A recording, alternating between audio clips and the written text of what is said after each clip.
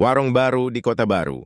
3 bulan telah berlalu sejak peristiwa mengerikan di desa kecil itu. Warung bakso Pak Rohmat yang terbakar hanya menyisakan arang dan bisik-bisik warga.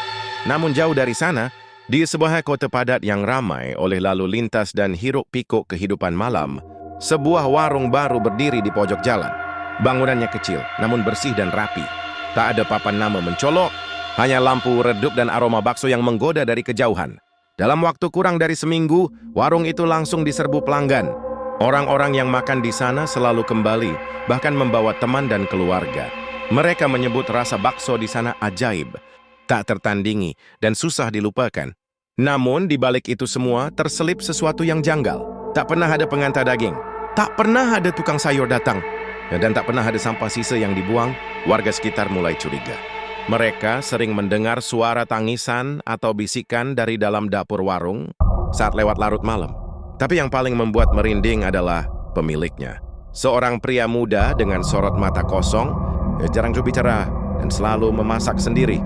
Ia tak pernah menyebutkan namanya. Tapi bagi mereka yang pernah tinggal di desa tempat warung Pak Rohmat dulu berdiri, Dorman tahu dia adalah Seno. Seno tampak tenang di balik gerobak.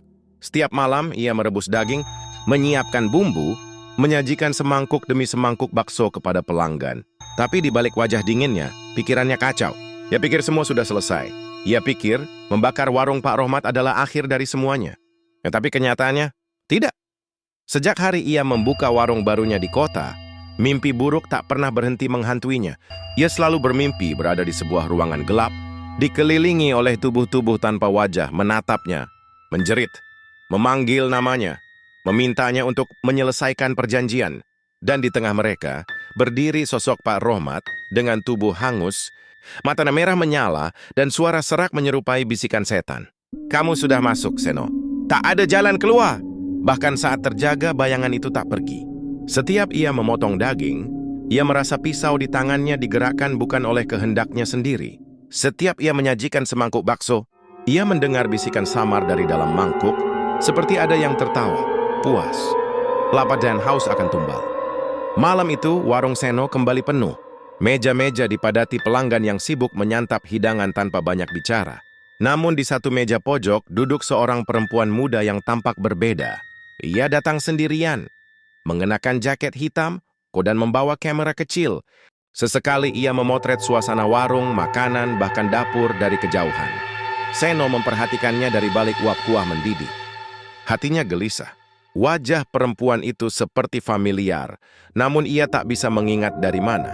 Ketika perempuan itu selesai makan, ia menghampiri Seno dan bertanya dengan suara tenang, "Mas, dagingnya dari mana ya? Saya wartawan kuliner." "Boleh tahu?" Seno terdiam, menggenggam sendok dengan lebih erat. Pertanyaan itu sederhana, tapi menusuk seperti belati. Ia menjawab pelan, "Kami olah sendiri, Mbak." Tapi perempuan itu tak puas. Ia menyimpan kamera ke tas, menatap Seno lurus-lurus, lalu berkata pelan, "Saya tahu warung ini dulu ada di desa saya. Saya tahu tentang Pak Rohmat." Seno panik. Tangannya gemetar saat merapikan mangkok-mangkok kosong. Ia tak mengira ada yang mengenalinya, apalagi seorang wartawan. Saat semua pelanggan sudah pulang, perempuan itu masih duduk di meja pojok seolah menunggu sesuatu. Hujan mulai turun di luar, membuat suasana makin mencekam. Seno menghampirinya dengan wajah kaku.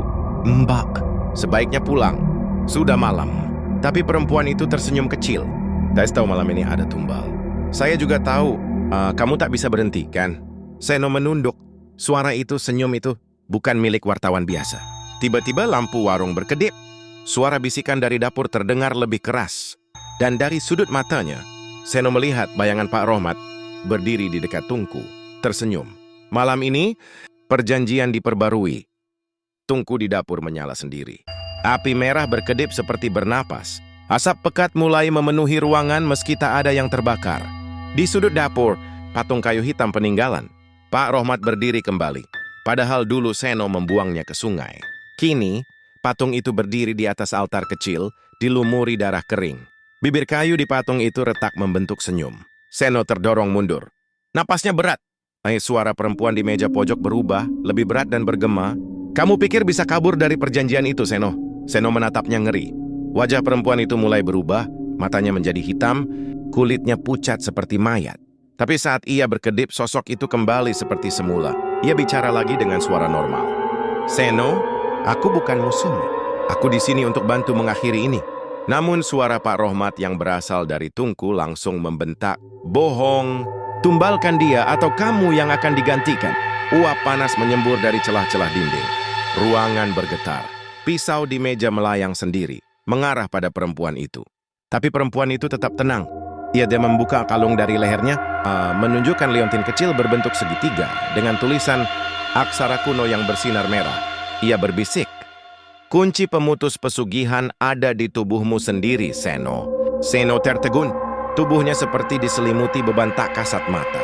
Perempuan itu bangkit perlahan, berjalan menuju Tungku dengan tenang, sementara api tetap menyala liar. Ia mengangkat liontin dan mengarahkannya ke patung. Patung itu mulai menghitam dan retak, mengeluarkan suara serak seperti seseorang sedang tercekik. Tapi seketika Tungku meledak dan mendorong perempuan itu terhempas ke dinding. Seno berlari menghampirinya. Perempuan itu berdarah, tapi masih sadar. Ia berkata lirih, "Satu-satunya cara menghentikan pesugihan ini adalah membalik tumbal terakhir.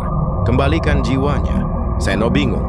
Ia menggenggam tangan perempuan itu, lalu menoleh ke altar. Dari celah bawah Tungku, muncul siluet tubuh-tubuh tanpa wajah. Semuanya menatap ke arahnya. Salah satunya menunjuk dadanya sendiri. Seno meraba dadanya, dan ia menyadari ada bekas luka lama di sana. Luka yang ia dapat saat kabur dari ruang belakang warung dulu. Luka itu kini berdenyut, merah, hidup. Ia berteriak kesakitan. Liontin di tangan perempuan itu terjatuh, menyala terang dan terbakar api hitam. Suara Pak Rohmat kembali terdengar lebih ganas. "Kamu adalah pewaris, jiwa yang dipilih, tidak ada pemutusan, hanya penggantian." Tiba-tiba, seluruh ruangan diliputi cahaya merah. Waktu seperti berhenti. Dalam sekejap, Seno berdiri di tengah ladang luas yang tak dikenal. Di sekelilingnya pohon-pohon tak berdaun dan tanah yang retak. Di tengah ladang, patung itu berdiri lebih besar, lebih menyeramkan.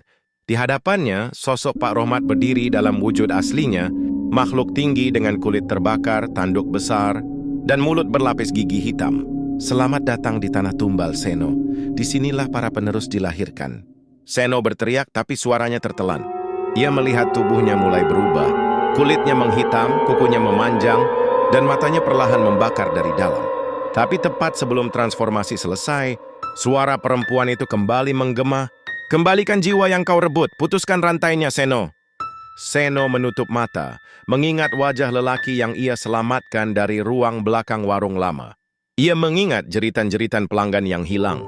Ia mengangkat kedua tangannya, menggenggam liontin yang kini menyala di udara, dan melemparkannya ke dada patung. Cahaya menyilaukan meledak. Pekikan terdengar dari segala arah. Seno terbangun di sebuah rumah sakit. Di sampingnya, perempuan itu duduk dengan luka perban di kepalanya. Ia tersenyum, "Selamat datang kembali." Tapi di luar jendela, terlihat siluet warung yang sama. Warung bakso itu berdiri kembali, tak tersentuh api, dengan papan baru di atasnya. Bakso warisan leluhur, resep turun-temurun. Dan dari jendela dapur, sepasang mata hitam mengawasi mereka.